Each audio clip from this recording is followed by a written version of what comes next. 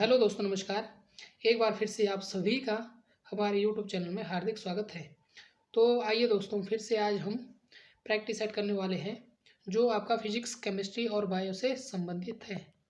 तो शुरू करते हैं। सारे प्रश्न इंपॉर्टेंट है। ये जो है दोस्तों, आपकी जो तैयारी है उसमें जो है 4 चांद लगाने वाले हैं। ठीक है, तो यहाँ पर प्रश्न देखने को मिलेंगे। तो शुरू करते हैं बिना किसी देरी के साथ। तो इस सेट का जो पहला प्रश्न वो है, जब किसी कण को ऊर्ध्वाधर अर्थात ऊपर की ओर फेंका जाता है और जब वह सबसे ऊंचे बिंदु तक पहुंच जाता है तो उसका ऑप्शन है आपके पास, त्वरण नीचे की ओर होता है, त्वरण ऊपर की ओर होता है, वेग नीचे की ओर होता है या वेग क्षैतिज होता है। तो क्या होता है, माना ये आपका पार्टिकल है ना, यहाँ से आपने इसको फेंका ऊपर की ओर, तो अंतिम बिंदु तक मतलब जहाँ तक इसकी पहुँच है, यहाँ से यहाँ इस बिंदु तक जहाँ से यह ये अब क्या करेगा, वापस मुड़ेगा। तो ये इसका क्या है, अंतिम छोर। ठीक है, तो अब आपको बताना है इसमें क्या होगा, है ना। जैसे यहाँ तक अंतिम सिरे तक कोई भी कण पहुँचेगा, आपका पत्थर पहुँचेगा, तो इसका मतलब क्या है, जो त्वरण है पहले जब आप फेंकोगे त्वरण नीचे से ऊपर की ओर जाएगा। ठीक है, जब पत्थर जाएगा नीचे से ऊपर की ओर तो त्वरण भी कैसे करेगा, ऊपर की ओर जाएगा। लेकिन जहाँ तक उसकी पॉसिबिलिटी है, जहाँ से वह नीचे आएगा जिस बिंदु से, तो उस बिंदु के बाद त्वरण क्या करेगा, नीचे की ओर आना शुरू करेगा, है ना। त्वरण वापस आएगा नीचे की ओर। ठीक है, तो त्वरण क्या होगा, त्वरण नीचे की ओर होता है। तो राइट आंसर ए। ठीक है, अगला प्रश्न दोस्तों, अब केंद्रीय बल द्वारा कार्य किया जाता है तो किस पे, धनात्मक कार्य किया जाता है, ऋणात्मक, शून्य या इकाई। तो आपने बताना है work done by centripetal force. तो किस पे, ये आपका राइट आंसर आपका ऑप्शन नंबर बी। ठीक है,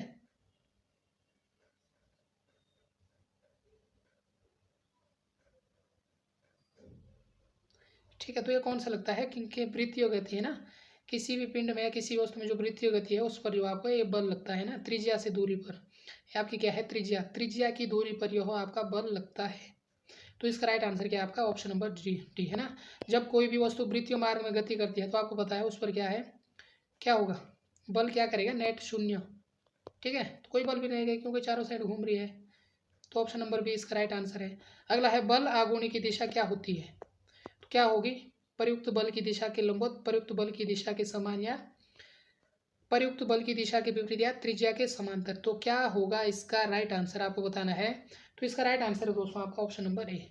ठीक है, प्रयुक्त बल की दिशा के लंबवत, बल आघूर्ण की दिशा प्रयुक्त बल की दिशा के लंबवत होती है। ठीक है, ऑप्शन नंबर ए इसका राइट आंसर है। तो बल आघूर्ण दोस्तों आपकी कैसी है, यह एक सदिश राशि है। ये भी आपसे पूछा जा सकता है, अदिश और सदिश राशि। और अगर एसआई मात्रा की बात करें तो एसआई मात्रा किसका, न्यूटन मीटर है। ठीक है, क्या है, न्यूटन मीटर। न्यूटन मीटर क्या है इसका, एसआई मात्रक है। ये दो चीज़ आपको याद रखनी है। अगला प्रश्न दोस्तों की, यदि पृथ्वी के घूर्णन की गति बढ़ जाती है तो शरीर का वजन घट जाएगा, बढ़ जाएगा, और वही रहेगा, या घट या बढ़ सकता है। तो बताइए, अगर पृथ्वी के घूमने की गति जो है अगर बढ़ जाती है तो हमारे शरीर का वजन कैसे रहेगा। तो राइट आंसर आपका ऑप्शन नंबर बी, क्या होगा, शरीर का वजन घट जाएगा। ठीक है, घट जाएगा ना, बढ़ेगा नहीं, क्या होगा, घट जाएगा। ऑप्शन नंबर इसका राइट आंसर है। अगला प्रश्न है कि प्रकाश में सबसे तेज गति से यात्रा करता है कौन, नाइट्रोजन, वायु, इस्पात या निर्वात। प्रकाश वायु में कि नाइट्रोजन में, इस्पात में या निर्वात में। तो किस में सबसे तेज गति से, तो निर्वात में करेगा। ठीक है, तो आपको बताना है प्रकाश की चाल कितनी होती है, कितनी होती है, 3 × 10⁸ मीटर पर सेकंड की रफ्तार से जो हमारा प्रकाश है ना, इस चाल से यह चलता है। तो option number D right answer है। बाकी आपको पता है दोस्तों, प्रकाश को पृथ्वी में आने में कितना समय लगता है, 8 मिनट 16 सेकंड का समय लगता है। ठीक है, अगर हम बात करें, अगर ये किस में है, मीटर में, सेकंड में, अगर कितने बात करें, मील प्रति सेकंड, मीटर सेकंड दोस्तों, ये है आपके 299,792,458। ठीक है, इतने मीटर पर सेकंड। अगर आपको इस प्रकार संख्या में याद रखना है, बाकी आपको कुछ नहीं करना है, बस सिंपल सा है, 3 × 10⁸ मीटर पर सेकंड। अगला प्रश्न है, विद्युत चुंबक किससे बनती है। तो किससे बनती है, नरम लोहा, इस्पात, एल्यूमिनियम, निकल। तो किससे बनती है, ऑप्शन नंबर बी। तो विद्युत चुंबक है आपका वो बनती है नरम लोहे। ठीक है, कहाँ पर होता है विद्युत चुंबक का उपयोग? आपको पता है ट्रांसफार्मर हो गया, विद्युत घंटी हो गया और टेलीफोन इत्यादि, इन सभी में जो है विद्युत चुंबक का प्रयोग किया जाता है। अगला है, यदि किसी कुंडली के अंदर एक गतिमान चुंबक की चाल में वृद्धि होती है तो कुंडली में विद्युत धारा बढ़ जाएगी, घट जाएगी, क्या होगा? तो आपको इसका राइट आंसर बताना है। तो इसका राइट आंसर है आपका ऑप्शन नंबर ए। क्या हो जाएगी? बढ़ जाएगी, है ना, इंक्रीज होगी। अगला प्रश्न दोस्तों, चुंबकीय क्षेत्र के बारे में निम्न में से कौन सा कथन सही नहीं है? तो बताना है, वे एक बिंदु से प्रसरित होती है, वे एक दूसरे को नहीं काटती, दो ध्रुवों के बीच क्षेत्र रेखाएं छोरों पर सटीक सरल रेखाएं नहीं हो सकती, एक दंड चुंबक के अंदर क्षेत्र रेखाएं नहीं होती। तो राइट आंसर क्या है इसका? Option number D. ठीक है, यही जो है इसका गलत है, बाकी ये तीनों आपके क्या है? राइट आंसर है। अगला प्रश्न है कि पृथ्वी की सतह से 2 r की दूरी पर गुरुत्वाकर्षण के कारण त्वरण का मान होता है जहां r पृथ्वी की त्रिज्या है। तो कौन सा होगा? G/9, G/3, G/4, G/2? तो क्या होगा? तो ये होगा दोस्तों आपका G/9। ठीक है, ऑप्शन नंबर सी। बढ़ते हैं दोस्तों अगले प्रश्न की ओर। अगला प्रश्न है दोस्तों आपका कि एक लिफ्ट जो एक समान वेग के साथ नीचे जा रही है उसमें किसी व्यक्ति का स्पष्ट वजन होता है, तो कितना होगा? उस वजन से अधिक जब व्यक्ति स्थिर रहता है, उससे 2 गुना जब व्यक्ति स्थिर रहता है, उस वजन से कम जब व्यक्ति स्थिर रहता है, या उसी के बराबर वजन जब व्यक्ति स्थिर रहता है। कभी आप लिफ्ट में गए होंगे तो जो गया है उसे पता होगा। तो इसका राइट आंसर क्या होगा आपका? राइट आंसर है आपका ऑप्शन नंबर डी, है ना, उसी के बराबर, है ना, same as the weight when the person is stationary, है ना, उसी के बराबर वजन जब व्यक्ति स्थिर रहता है। ठीक है, ऑप्शन नंबर डी इसका राइट आंसर है। ये तरंगें उत्पन्न होती है, तो कहाँ से उत्पन्न होती है? स्थिर आवेश से, गतिज आवेश से, त्वरित आवेश से, या इनमें से कहीं से भी नहीं। तो इसका राइट आंसर है आपका ऑप्शन नंबर सी। ठीक है, त्वरित आवेश, है ना, एक्सिलेशन चार्ज, एक्सिलरेटिंग चार्ज से वैद्युत चुंबकीय तरंगें उत्पन्न होती है। अगला प्रश्न है, काफी लंबा चौड़ा प्रश्न है कि 2 कुंडलियों के जिनके केंद्र सर्वनिष्ठ हैं में समान विद्युत धारा प्रवाहित हो रही है, इनके तल आपस में लंबवत है। यदि केंद्र पर उनमें से केवल एक कुंडली का चुंबकीय क्षेत्र B है तो केंद्र का परिणामी चुंबकीय क्षेत्र का मान होगा। तो आपको बताना है राइट आंसर क्या होगा इसका। तो ये है आपके पास 0, B/2, 2B या C। तो क्या होगा?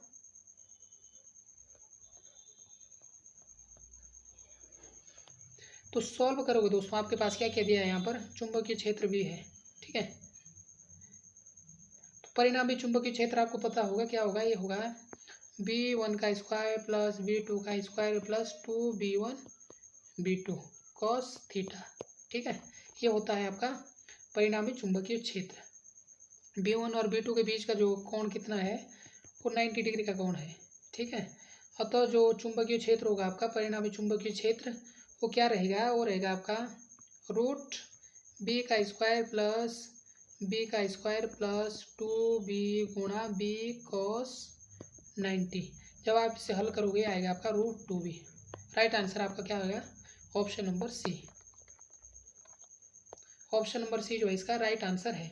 अगला प्रश्न है, एक बल्ब पर चिन्हित 60 वाट बटे 240 वोल्ट, यदि इसे 240 वोल्ट द्वारा प्रकाशित किया जाए तो इसका प्रतिरोध होगा। तो प्रतिरोध आपको निकालना है। तो प्रतिरोध कैसे निकालते हैं?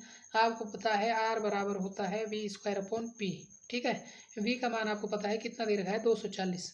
तो 240 गुणा 240 और P आपको पता है, P कितना दे रखा है आपका? 60। सब कुछ आपके पास यहाँ पर दे रखा है। तो आपको जो है करना है 6 चौको 24, 24 में इसकी गुणा करनी है। कितना आएगा आपका? ये आएगा आपका 960। ठीक है, कितना आएगा? 960, 960। Option number D. प्रतिरोध का मात्रा क्या होता है? ओम। तो ओम में आएगा, है ना, लास्ट में आपका ओम आएगा। अगला है किसी पदार्थ के परमाणु का स्थायी चुंबकीय द्विध्रुव आघूर्ण शून्य होता है। पदार्थ कैसा होना चाहिए, मतलब किसी पदार्थ के परमाणु का स्थायी चुंबकीय द्विध्रुव आघूर्ण शून्य होता है। पदार्थ आपका अनुचुंबकीय होना चाहिए, प्रतिचुंबकीय होना चाहिए, लौह चुंबकीय होना चाहिए या अनुचुंबकीय होना चाहिए। तो कैसा होना चाहिए, तो ये होना चाहिए आपका option number B, must be diamagnetic, है ना, प्रतिचुंबकीय होना चाहिए। ऑप्शन नंबर बी इसका राइट आंसर है। केमिस्ट्री आपकी यहाँ से शुरू हो गई है। अगला है 10 सेंटीमीटर त्रिज्या वाले वृत्त में एक समान चाल से वृत्त को 4 सेकंड में पूरा करने वाले कण के रैखिक त्वरण का परिणाम होगा। तो आपको बताना है क्या होगा।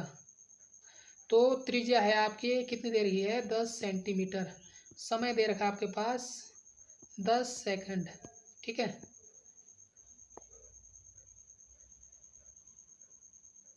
समय आपके पास कितना दे रखा दोस्तों, 4 सेकंड में पूरा करना है ना, 4 सेकंड।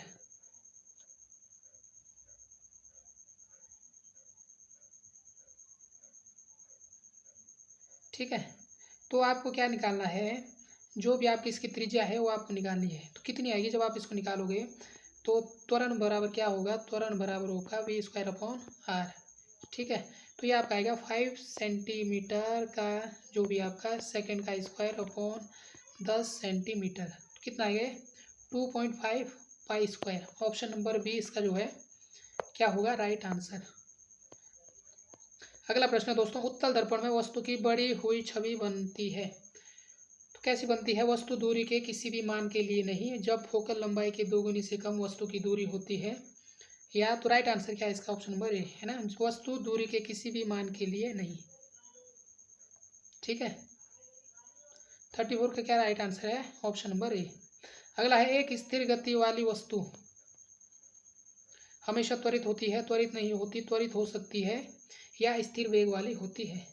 तो इसका राइट आंसर क्या होगा आपका, इसका राइट आंसर आपका ऑप्शन नंबर सी, ठीक है। एक स्थिर वेग वाली स्थिर गति वाली वस्तु जो है क्या हो सकती है, त्वरित हो सकती है, ऑप्शन नंबर सी। अगला प्रश्न दोस्तों, निम्न में से किसमें M3 आयन बनाने की अधिकतम प्रवृत्ति होती है। तो कौन बनाता है M3, बिस्मिथ, फास्फोरस, नाइट्रोजन या आर्सेनिक। तो नाइट्रोजन बना सकता है, ठीक है, ऑप्शन नंबर सी। अगला है निम्न में से किसमें M3 आयन बनाने की, सेम क्वेश्चन है। अगला है निम्न तत्वों में से किसकी परमाणु संख्या सिलिकॉन से अधिक है। तो बताना आपका सिलिकॉन, सिलिकॉन का आपका आना चाहिए, सिलिकॉन का कितना होता है 14, ठीक है। और एल्यूमिनियम का आपके पास होता है परमाणु क्रमांक 13, सल्फर का कितना होगा, सल्फर का होता है 16, मैग्नीशियम का होता है आपका 12, सोडियम का होता है आपका 11, ठीक है। तो किसकी परमाणु संख्या सिलिकॉन से अधिक है, ये तो है आपकी ऑप्शन नंबर बी, सल्फर की, ठीक है। अगला है एक अम्ल लिटमस को में बदल देता है, अम्ल लाल को नीले में बदल देता है, ठीक है। अम्ल लाल लिटमस को नीले में बदल देता है, या अम्ल हरा को पीला बदल देता है, या नीले को लाल कर देता है। तो बताइए क्या करेगा अम्ल, एसिड आपका क्या करता है, तो यह एसिड जो आपका है दोस्तों वो क्या करेगा, जो आपका ब्लू कलर का लिटमस होगा, ब्लू है ना, या नीला, ठीक है, लाल, अम्ल क्या करता है, नीले को लाल करता है, और क्षार क्या करेगा, क्षार लाल को नीला कर देता है, ठीक है। ऑप्शन नंबर जो राइट आंसर है इसका ऑप्शन नंबर सी। बाकी आपको पता होगा अम्ल क्या है, क्षार क्या है। अगला है परमाणु बंध क्यों बनते हैं, क्यों बनते हैं परमाणु बंध। तो स्थितिज ऊर्जा को घटाने और स्थिरता प्राप्त करने के लिए, परमाणु बनाने के लिए या स्थितिज ऊर्जा को बढ़ाने के लिए, या स्थिति ऊर्जा को बढ़ाने और स्थिरता प्राप्त करने के लिए। तो ये बनते हैं आपके स्थिति ऊर्जा को घटाने और स्थिरता प्राप्त करने के लिए बनते हैं, ऑप्शन नंबर ए। अगला प्रश्न दोस्तों, यह जब सूर्य के प्रकाश के संपर्क में आता है तो फॉस्फीन में परिवर्तित हो जाता है। कौन कौन आता है, ऑप्शन है आपके क्लोरोफॉर्म, एसीटोन, बेंजीन या प्रोपिलीन। तो कौन सा होगा आपका इसमें से राइट आंसर, ऑप्शन नंबर आपको बताना है फॉस्फीन क्या होगा, ऑप्शन नंबर ए क्लोरोफॉर्म, ठीक है। क्लोरोफॉर्म जब सूर्य के प्रकाश के संपर्क में आता है तो फॉस्फीन में परिवर्तन हो जाता है। तो कैसे होगा, इक्वेशन क्या है इसकी, तो आप सभी को पता है CHCl3 है क्या आपका क्लोरोफॉर्म, ठीक है। ऑक्सीजन की उपस्थिति में आता है तो H न्यू ये है आपकी लाइट, ठीक है। तो क्या बनता है 2COCl2, कैल्शियम के बनेगा आपका कार्बोनिक क्लोराइड और साथ में बनेगा आपका 2HCl, ठीक है। ये आपका क्या है फॉर्चीन। तो ये इक्वेशन है, इसे आप देख लेना, बैलेंस कर लेना, यहाँ पर 2 आएगा, बाकी इक्वेशन आपकी बैलेंस है। अगला है अपमार्जक क्या है, साबुन, औषधि, उत्प्रेरक या शोधन अभिकर्ता। तो क्या होगा आपका अपमार्जक, ऑप्शन नंबर डी, ठीक है। शोधन अभिकर्ता आपका अपमार्जक होगा। बाकी आपको पता है अपमार्जक क्या होते हैं, लंबी है ना श्रृंखला वाले हाइड्रोकार्बन युक्त यौगिक होते हैं। क्या होते हैं, हाइड्रोकार्बन युक्त यौगिक होते हैं, एक लंबी श्रृंखला रहती है, ठीक है।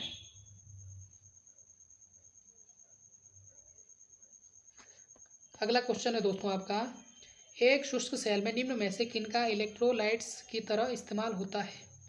तो किसका होगा इलेक्ट्रोलाइट की तरह इस्तेमाल, अमोनियम क्लोराइड, जिंक क्लोराइड, तो इसी का होगा, ठीक है। अमोनियम क्लोराइड और जिंक क्लोराइड का उपयोग जो है इलेक्ट्रोलाइट की तरह यूज होता है एक शुष्क सेल में, ठीक है। ऑप्शन नंबर ए, नोट कर लेना, इंपॉर्टेंट है। अगला प्रश्न दोस्तों, रसायन शास्त्र में साबुन का लवण है, कौन सा है, वसा, ग्लाइकोल, फास्फोरस या अमोनियम कार्बोनेट। तो कौन सा है, ऑप्शन नंबर ए, ठीक है, फैटी एसिड। वो रसायन शास्त्र में साबुन वसा एसिड का लवण है, ऑप्शन नंबर ए इसका राइट आंसर है। बाकी साबुनीकरण आपके 10वीं वाले चैप्टर में है, 10वीं वाले चैप्टर में 10वीं की जो बुक है उसमें आपको देखने को मिलेगा। अति सूक्ष्मदर्शी कि जिस सिद्धांत पर बनाया गया वह है ब्राउनियन गति, विद्युत गतिक विभव, विद्युत अपोहन या टिंडल प्रभाव। कौन सा होगा, तो यह है दोस्तों आपका ऑप्शन नंबर डी, अति सूक्ष्मदर्शी जिस सिद्धांत पर बनाया गया वो क्या है आपका टिंडल इफेक्ट, ठीक है, ऑप्शन नंबर डी। अगला है सेल रिएक्शन है ना, जिंक प्लस कॉपर में, तो आपको बताना है ऋणात्मक इलेक्ट्रोड है, तो कौन सा इनमें से नेगेटिव वाला इलेक्ट्रोड होगा। तो राइट आंसर है आपका ऑप्शन नंबर सी, जिंक, ठीक है। तो यहाँ पर कॉपर है दोस्तों, इसका क्या होता है अपचयन, ये सेल रिएक्शन है, इसमें कॉपर क्या हो जाता है अपचयन, और जो आपका जिंक है, जिंक में आपका क्या होता है ऑक्सीकरण। दो चीज़ आपको याद रखनी है, इसमें क्या होगा ऑक्सीकरण, ठीक है, और इसमें क्या होगा अपचयन। अपचयन में ऑक्सीडेशन स्टेट कम होती है और ऑक्सीकरण में ऑक्सीडेशन स्टेट बढ़ती है, ठीक है। अगला है निम्न में सबसे कम क्षारीय ऑक्साइड है, कौन है, lithium oxide, beryllium oxide, sodium oxide या मैग्नीशियम ऑक्साइड। तो राइट आंसर है आपका option number A, lithium oxide जो है आपका कम क्षारीय ऑक्साइड है, राइट आंसर है आपका ऑप्शन नंबर ए।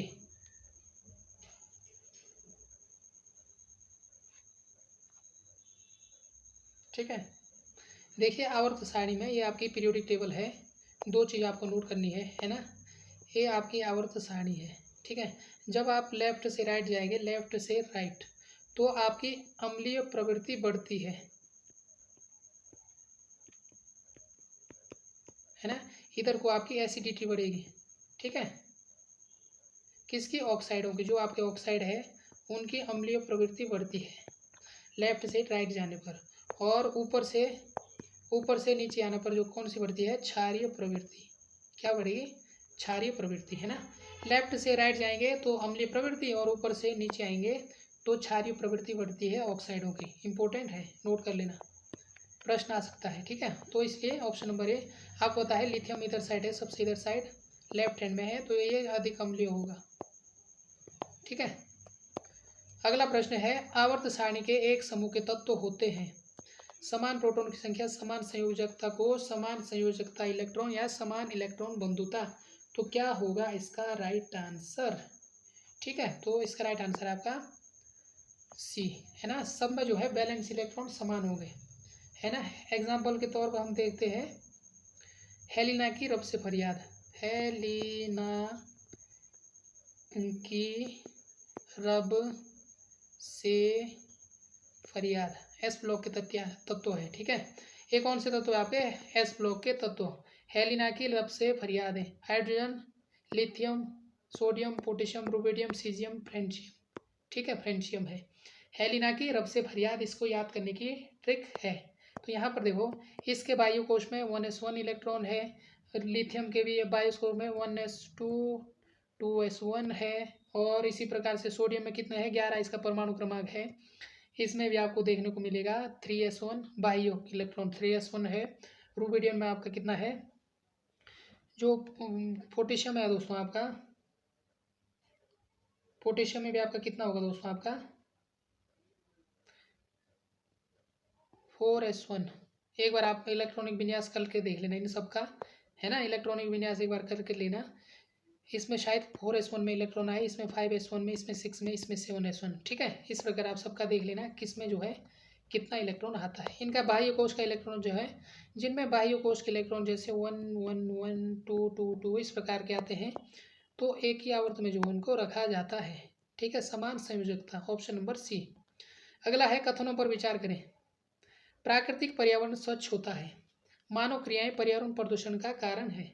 तो क्या आपको बताना है, दोनों सही है, कथन और कारण।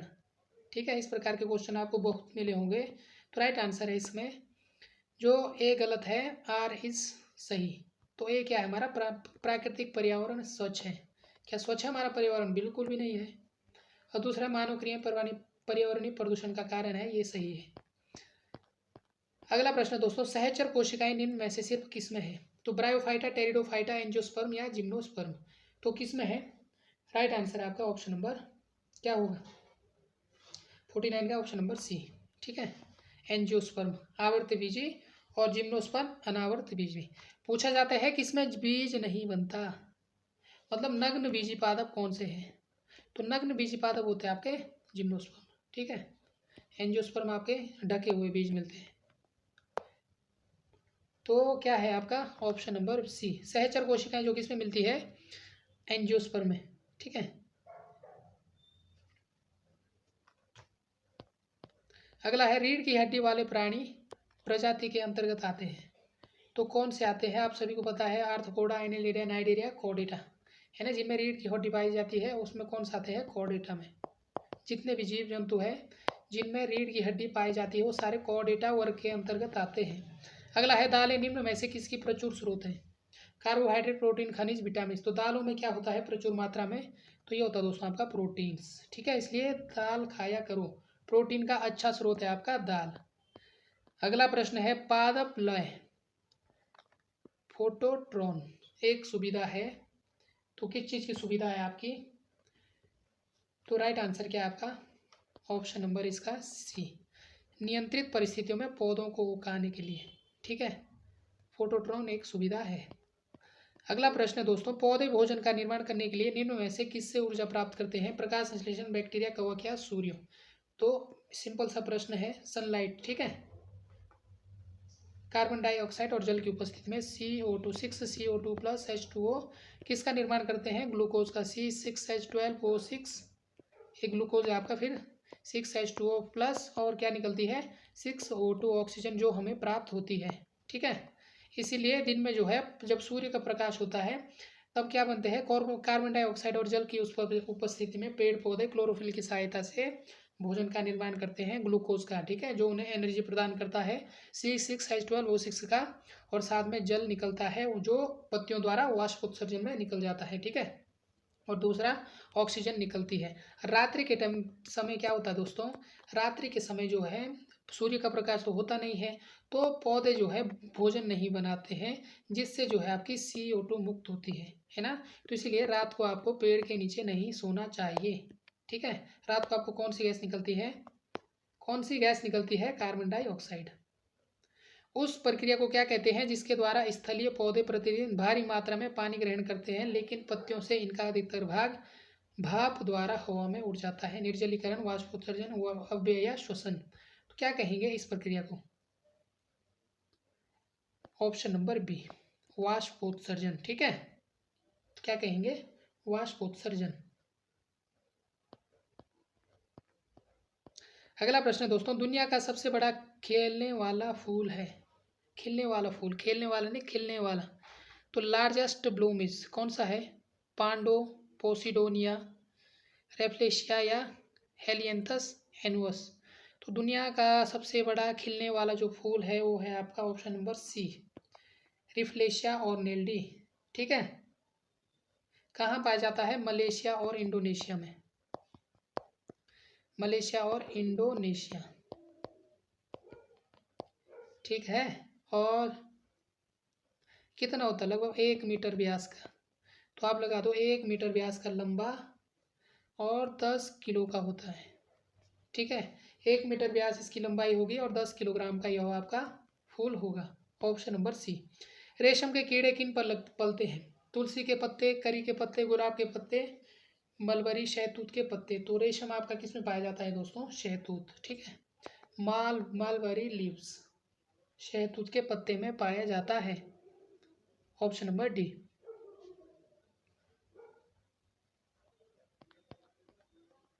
पीने के पानी में स्थित घातक बैक्टीरिया उस पानी को बनाते हैं, क्या बनाते हैं? रंगीन, मटमैला, दुर्गंध युक्त या पीने के लिए अयोग्य। तो सिंपल सा है, क्या बनाते हैं?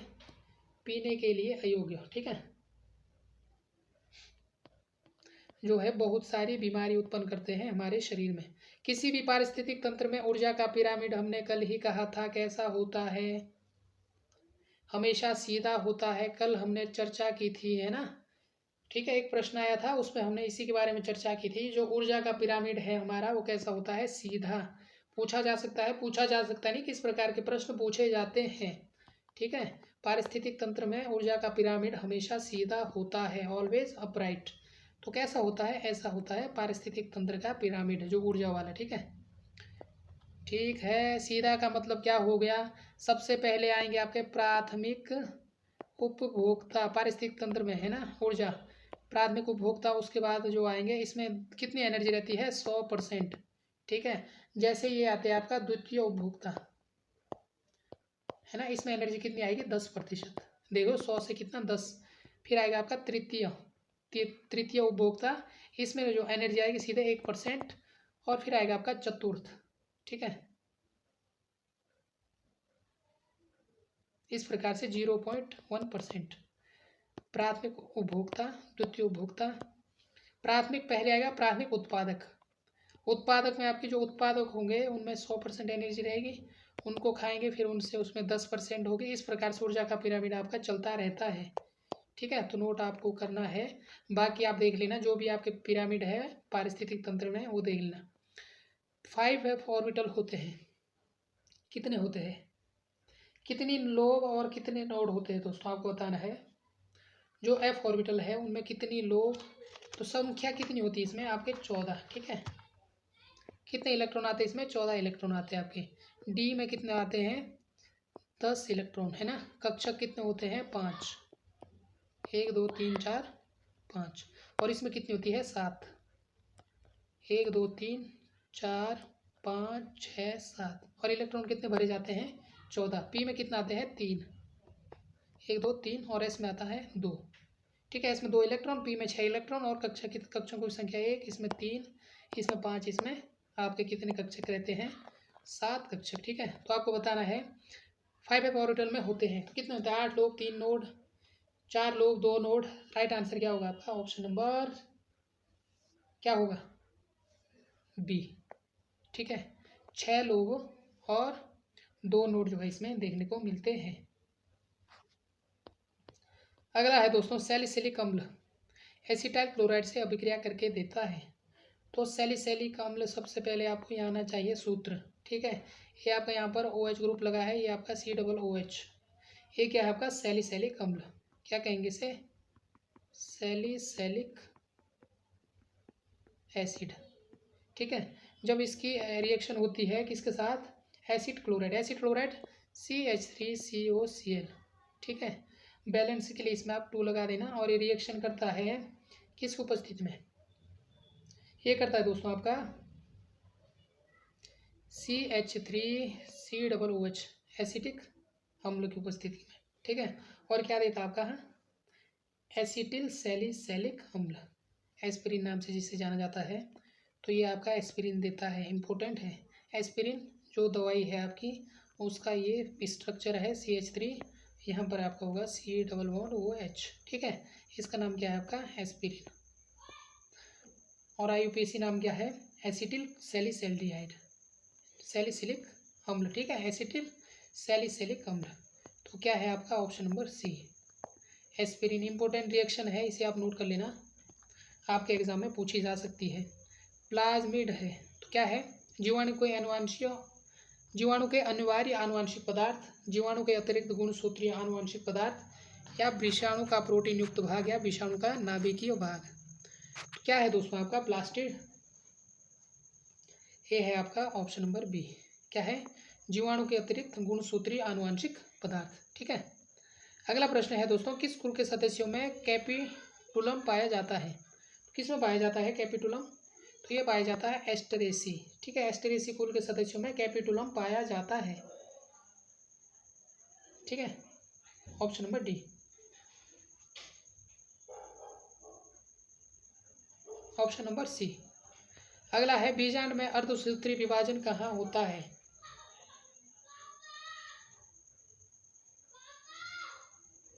तो बीजांड में अर्धसूत्री विभाजन दोस्तों गुरु बीजाणु मात्र कोशिका, ठीक है, ऑप्शन नंबर बी में होता है। इंपॉर्टेंट प्रश्न है, किसमें बनता है जो 4 अगुणित मेगास्पोर बनाता है, कितने बनाता है 4 अगुणित मेगास्पोर बनाता है, ठीक है।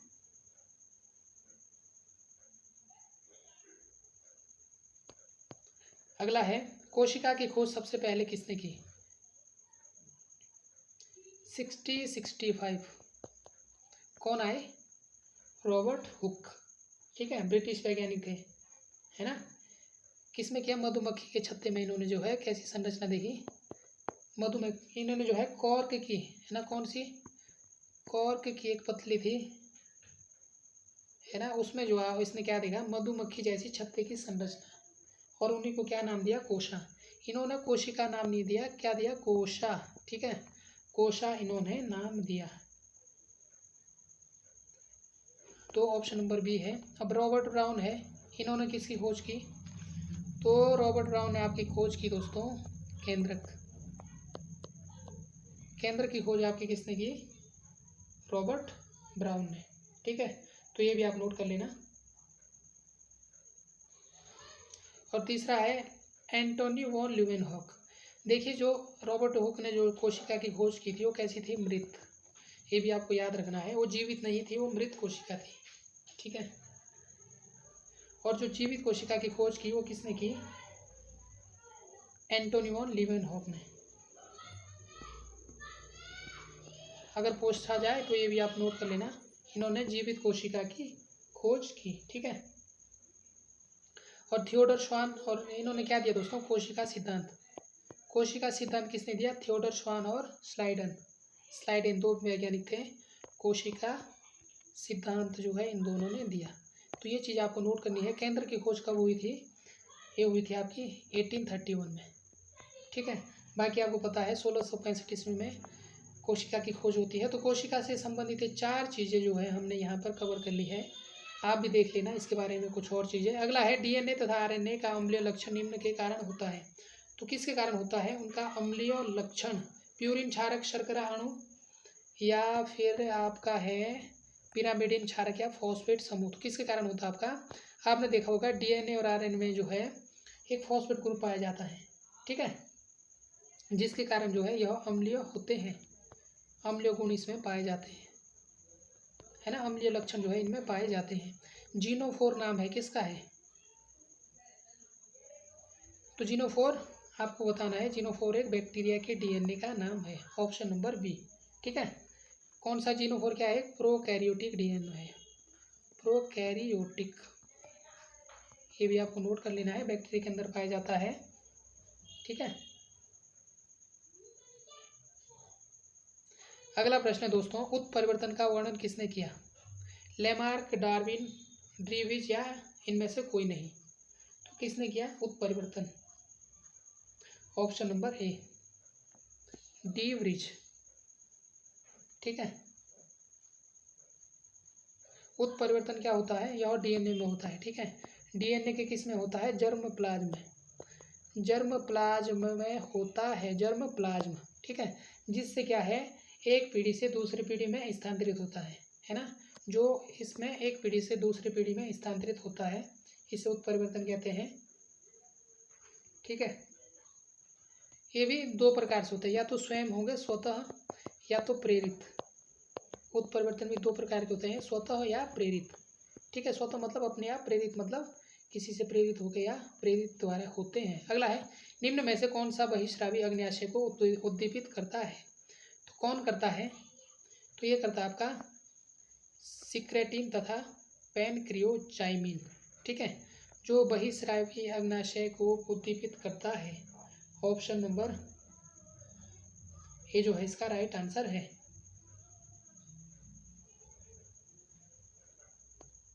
अगला है, निम्न में से कौन वायुमंडल में कार्बन डाइऑक्साइड की मात्रा को नियंत्रित करता है? तो कौन करता है दोस्तों? तो ये करता है आपका महासागर, ठीक है। महासागर आपका क्या करता है? कार्बन डाइऑक्साइड की मात्रा को नियंत्रित करता है,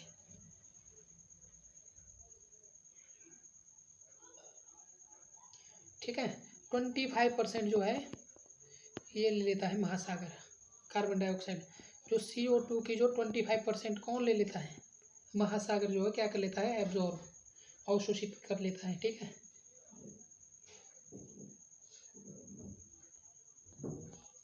अगला है दोस्तों, इस सेशन का जो लास्ट प्रश्न है, जीन के भीतर आधार अनुक्रम परिवर्तन कहलाता है। तो क्या कहेंगे? जीन के भीतर आधार अनुक्रम परिवर्तन कहलाता है प्रतिरूपण, उत्परिवर्तन, प्रजनन या संयोजन। तो ये कहलाता है आपका उत्परिवर्तन, ठीक है, म्यूटेशन। ऑप्शन नंबर बी इसका राइट आंसर है। तो ये आपके 50+ के क्वेश्चन के आसपास है। ये हमारी टेस्ट सीरीज शायद 8 है ना। तो इससे पहले भी अगर आपने टेस्ट सीरीज नहीं देखी है, सभी में जो है प्रश्न है 50+ के आसपास, तो आप जाके जो है उन्हें एक बार अच्छे से देख लेना। मतलब 2-3 बार जो है आपको अच्छे से देखनी है या आप कॉपी में नोट करना है। जिन प्रश्नों का आंसर आता है उन्हें आपने स्किप करना है, जिनका नहीं आता है या तो उन्हें आपको नोट करना चाहिए या तो क्या करना चाहिए, फिर से जो है दोबारा देखना चाहिए, ठीक है। क्योंकि एक बार देखोगे तो सारी चीज़ें याद नहीं रहती। 50 प्रश्न अगर आज देखोगे तो एक दिन में तो याद हो जाएंगे, लेकिन अगले दिन सारा साफ हो जाएगा, ठीक है। तो रिवीजन करना है। आपका एग्ज़ाम बिल्कुल 22 तारीख को है, समय नहीं है अब आपके पास बिल्कुल भी नहीं। 14-15 दिन के आसपास आपके सारे दिन बचे हैं। तो बाकी दोस्तों अगर इसमें किसी भी प्रकार की त्रुटि है तो आप जो है कमेंट कर सकते हैं, ठीक है। और मिलते हैं नेक्स्ट प्रैक्टिस सेट के साथ। तब तक के लिए आप सभी का धन्यवाद, और लाइक, शेयर और कमेंट जरूर करें। यदि चैनल पे नए हैं तो चैनल को सब्सक्राइब करें।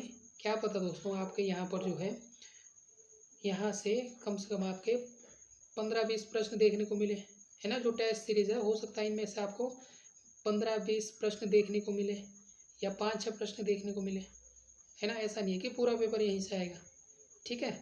और भी आपको प्रैक्टिस सेट करने हैं जो भी आपको यूट्यूब में दिखते हैं, UK SSSC फॉरेस्टर से रिलेटेड कोई भी हो, आपको ये नहीं देखना है कितने सब्सक्राइबर है, कितने क्या है। क्योंकि जब सब्सक्राइबर देखते हैं कि इसके सब्सक्राइबर कम है या ज़्यादा है तो लोग जो है उस हिसाब से वीडियो देखना पसंद करते हैं। तो ऐसा कुछ नहीं है, क्योंकि प्रश्न ऑब्जेक्टिव तो सबके अलग अलग हैं, है ना। तो क्या पता किसकी वीडियो से कौन सा प्रश्न मिल जाए, है ना। तो सारे देखने हैं आपने, जो भी आपके सब्जेक्ट से रिलेटेड है, फॉरेस्टर से रिलेटेड है, वो सारी चीज़ें देखनी है। ऐसा नहीं है कि आपने इसी वीडियो से देखना है, कोई और भी वीडियो है यूट्यूब में उनसे भी आपको देखना है। तो मैक्सिमम आपको जो है प्रश्न प्रैक्टिस सेट करने हैं, ठीक है। क्वेश्चन प्रैक्टिस सेट आपको मैक्सिमम करने हैं, क्योंकि ऑब्जेक्टिव में ही आपका प्रश्न आएगा। तो जितना हो सके आप प्रश्न प्रैक्टिस सेट करिए, है ना। कोई भी है यूट्यूब में आपको देखना है। तो मिलते हैं दोस्तों नेक्स्ट वीडियो में, तब तक के लिए आप सभी का धन्यवाद।